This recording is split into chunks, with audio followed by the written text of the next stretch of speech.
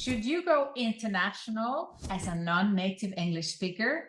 I get this question almost every week. I originally come from Iceland. In the last 9 years, I've built an international business making over 50 million US dollars and working with over 6,000 clients all over the world. That's why I get this question a lot from other non-native English speakers who are considering the option to take their current business into the international market or start a new business in English. In this video, I will share with you why you should or shouldn't go international. First, many want to go international because they think their home market is too small. I often need to correct that thought. As I said, I come from Iceland, so I have a reference of what is possible in a small market. Iceland has only 380,000 inhabitants, and I have clients who have built a seven-figure business only serving Icelandic clients. So if you think your market is too small, think again. It is actually easier, cheaper, and faster to build a successful business in a market that you already know, where you are a native speaker and where you already have some connections. Your first clients are most likely to be someone you know or a friend of someone you know. And that's why it makes more sense to go local first, tap into your existing network to get going. Second, some want to go international because they feel they've saturated their home market already. That's not often true either. The question I then ask, do you already have a seven-figure business in your home market?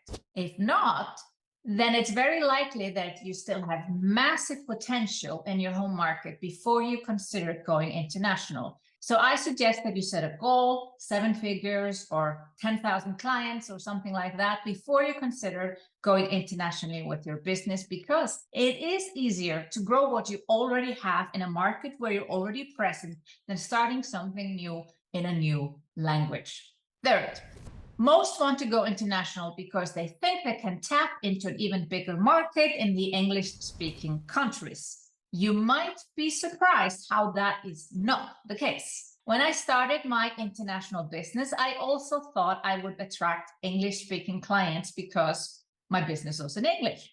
To my surprise, most of my followers and clients are non-native English speakers, just like myself. Most of my clients actually come from Germany, Switzerland, Austria, Poland, and Czech Republic. It is actually more likely that you will attract people from your home country and neighboring countries that like to speak English, but want to work with someone closer to home.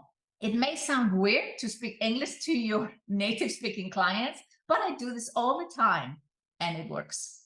Fourth, few want to go international in addition to their existing business after they've already reached a decent size. This can make a lot of sense, but it's not as easy as it sounds. Starting a second business, even if it's doing exactly the same thing in a different language, is like having two businesses. Yes, you benefit from proven ideal client, from proven offers and all the marketing and content you've created, but you still are starting from scratch as a totally unknown person. I highly recommend doing surveys and interviews to understand your new English-speaking clients so that you can actually create the right content and the right offers. You might be able to translate your best work, but you might also realize that this audience might want something completely different from you. Fifth, you enjoy speaking in English more than in your local language, and this is a reason that I hear from so many who want to go international.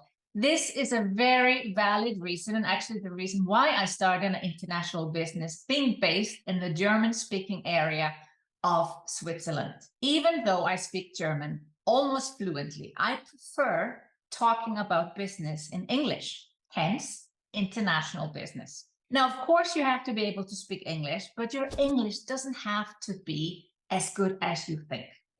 I was a bit worried in the beginning that people wouldn't like my English or would hear that I'm not a native English speaker, or that I would make mistakes or pronounce something incorrectly. But actually, native English speakers have told me that this is one of the reasons that they follow me and have decided to buy my programs.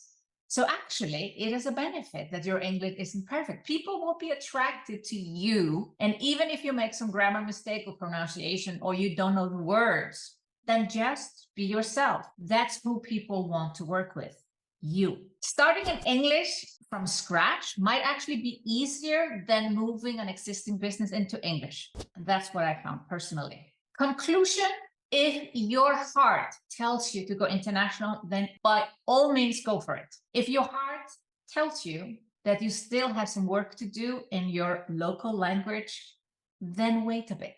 In both cases, start to surround yourself with international people, with other entrepreneurs who are doing international business, because that's how you can learn from others and you can share best practices.